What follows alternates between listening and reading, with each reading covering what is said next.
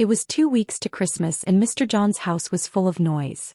The children were running up and down, excited about their trip to the village, not knowing the evil that was waiting for them. This isn't their first time though.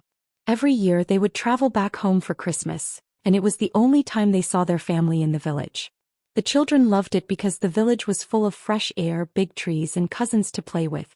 Little did they know this year would be different, and in a terrible and tragic way.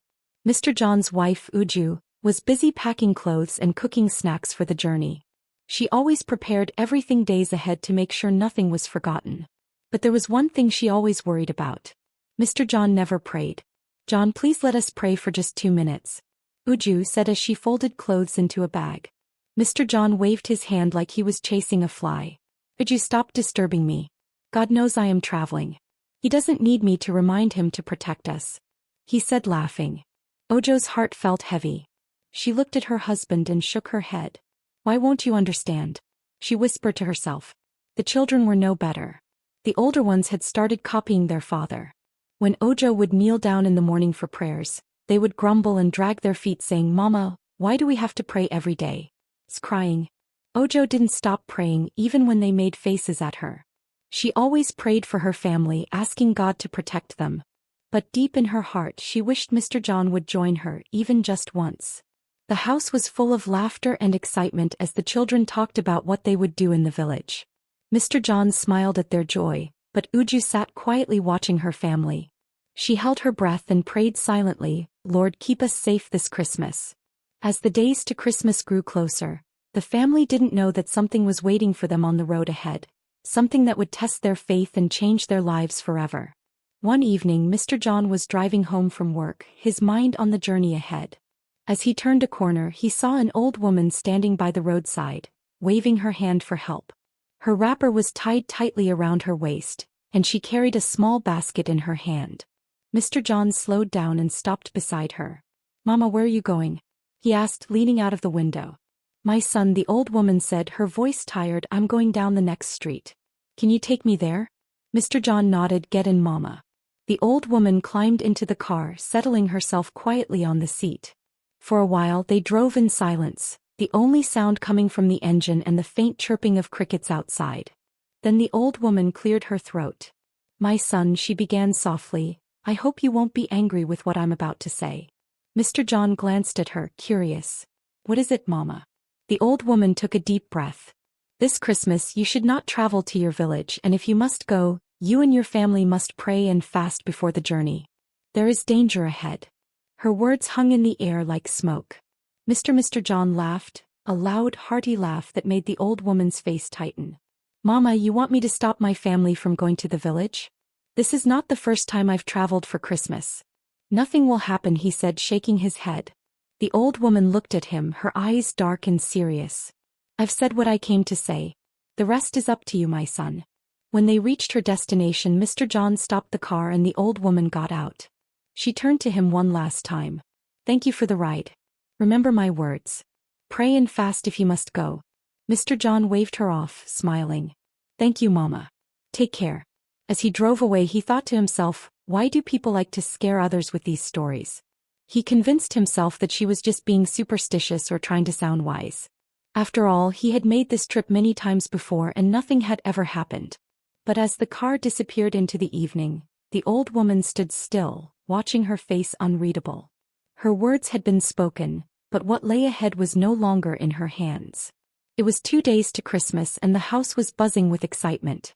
Bags were packed and stacked by the door, filled with clothes, gifts, and snacks for the long journey. The children danced around, talking about the village and all the fun they would have with their cousins. Uju, as always, was the calm one. Before they left, she called everyone to the living room. "Let's pray before we go," she said, her voice gentle but firm. Mr. John frowned. "Uju, what is it with you and prayers? We are not going to the moon. It's just the village. Let me go and warm the car," he said, waving her off. Uju sighed and knelt to pray alone with the children. She whispered her usual, "I'll be a plea to God, protect us, Lord, and guide my family." Outside, Mr. John got into the driver's seat, turned the ignition key and waited. But instead of the usual hum of the engine, there was silence. He tried again and the car coughed weakly but refused to start. "What is this now?" Mr. John muttered. He got out, opened the bonnet and stared at the engine as if it would explain itself. He jiggled a few wires and tried again. Still the car wouldn't start. Frustrated, he went back inside to tell Uju the car won't start. I don't know what's wrong with it, he said, scratching his head. Uju looked at him, calm as ever. Maybe God doesn't want us to go, she said subtly. Mr. John snapped, stop saying that. What does God have to do with a car engine? We'll call the mechanic. The mechanic came quickly. He stood clanging as he inspected the car. After a few minutes he stood up and shook his head. Look, the engine has knocked. This car isn't going anywhere until it's fixed. Mr. John's mouth fell open. Knocked? How? I drove this car yesterday and there was nothing wrong with it. The mechanic shrugged. Sometimes these things just happen, sir. It's beyond me. Ojo smiled faintly. God knows why, she said, her voice steady. But Mr. John wouldn't hear it. God knows why, he mimicked sarcastically. So now what? Are we just going to stay here and cancel Christmas? Uju said nothing, only watching as her husband paced the room like a restless lion. After a while Mr. John clapped his hands and said, we'll go to the park and take a commercial bus. It's not ideal but we'll still get to the village. Uju frowned. Maybe we shouldn't go at all, she said gently. Don't start again, Uju, Mr. John snapped. I've made up my mind, and with that the matter was settled. The bags were repacked for the bus and the children, still excited, prepared for the journey. But Uju's heart was heavy and she prayed silently, Lord, take control. However, what Mr. John and his family didn't know was that not everyone was happy with the yearly Christmas visits. Far away in the village the air was quiet, but Mama Amaka's heart was full of noise. She sat outside her mud house, staring at the dusty road, her face twisted with bitterness.